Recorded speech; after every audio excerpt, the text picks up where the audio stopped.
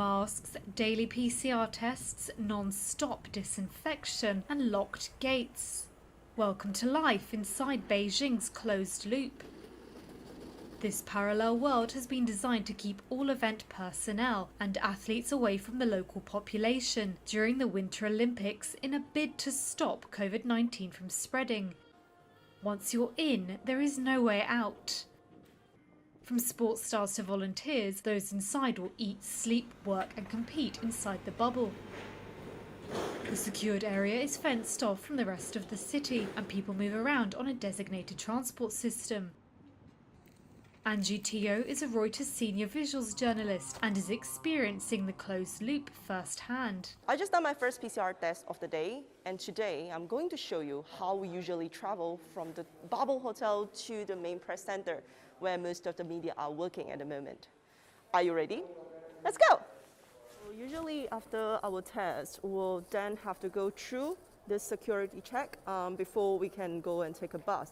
Now, before going through the security check, we'll have to do a verifications for COVID-19 sampling. Basically, it's just to make sure that we have done our test for the day. So let's see. 谢谢. Thank you. Which basically means that I have done my test. Now it's time to go out.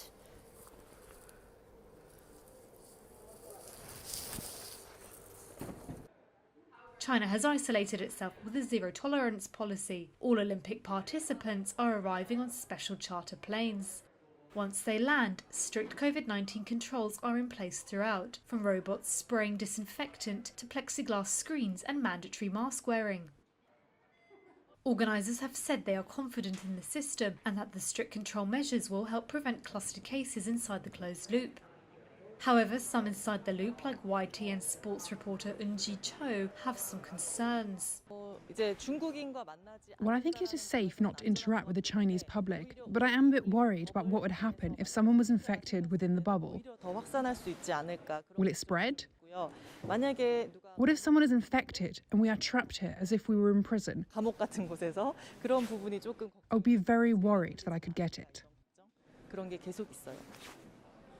200 cases have been reported since January the 23rd among airport arrivals and those in the bubble. Chinese officials said on Tuesday the numbers are within the expected controllable range.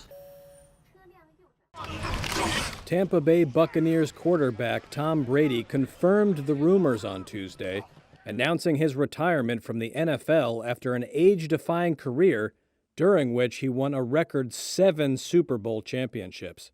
In a lengthy post on social media, Brady said, quote, "I have always believed the sport of football is an all-in proposition.